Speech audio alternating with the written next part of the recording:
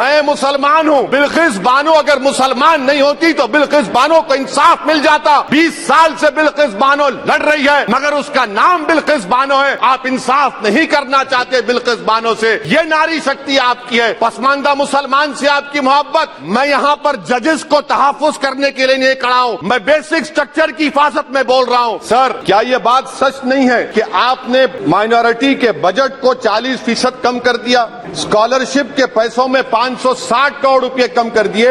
یہ آپ کی محبت ہے جو نفرت کی نشانی بنتی ہے۔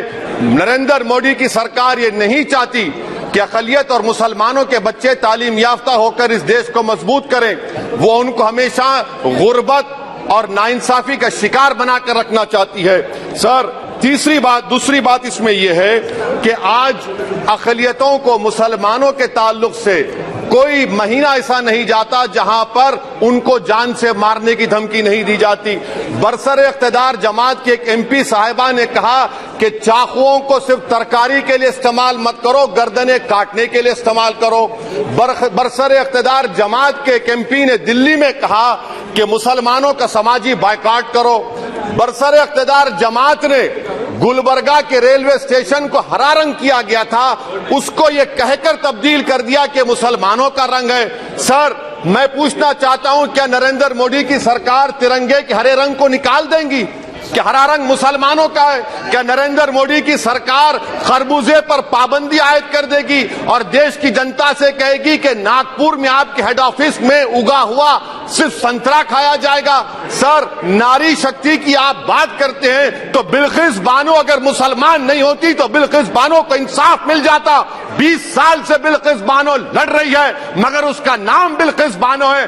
آپ انصاف نہیں کرنا چاہتے بلقیس بانو سے، یہ ناری شکتی آپ کی ہے، پسماندہ مسلمان سے آپ کی محبت۔ دیجئے 1950 کے پریزیڈنٹ آرڈر ترمیم کریے، دلت مسلم کا سٹیٹس پسماندہ کو دیجئے، آپ نہیں دینا چاہتے۔ کیا مذہبی آزادی کا ان کو حق حاصل نہیں ہے؟ اسپیکر صاحب، میں مسلمان ہوں، میرے بغیر یہ ملک نامکمل ہے۔ میں اس ملک کا یرغمال نہیں ہوں، میں اس ملک کا قیدی نہیں ہوں، میں پورے سٹیزنشپ کی رائٹ کو چاہتا ہوں اور ابھی چاہتا ہوں۔ کب آپ بہار کے سرجا پوری اور کلہیا برادری کو قومی OBC سٹیٹس دیں گے؟ اسپیکر صاحب، دوسری اہم بات میں کہنا چاہ رہا ہوں، چین کا ذکر آپ نے کیا، کیا پردھان منتری اپنی زبان کو جنبش دیں گے اور چین کا نام لیں گے؟ کیا آپ چین کو ڈیم چوک اور ڈیم سانگ سے اکھاڑ کر پھینکیں گے؟ DGP کانفرنس میں چیئرمین صاحب کہا گیا کہ 65 پیٹرولنگ پوائنٹ میں سے 26 پیٹرولنگ پوائنٹ پر بھارت کی فوج پیٹرولنگ نہیں کر سکتی ہے۔ چین سے آپ ڈرتے ہیں، ارے ڈس انگیجمنٹ ہوا تو ڈی اسکلیشن کب ہوگا، ڈی انڈکشن کب ہوگا؟ چین سے آپ ڈرتے ہیں۔ 3 سال سے چیئرمین صاحب 50,000 بھارت کی فوج ہزاروں فیٹ چوٹیوں پر برف میں کھڑی ہوئی ہے۔ دیش کے پردھان منتری کو کیا بھارت کی عوام پر بھروسہ نہیں ہے، بھارت کی فوج پر بھروسہ نہیں ہے؟ ارے چین کا نام لیجئے وزیر اعظم، ڈریے مت چین سے۔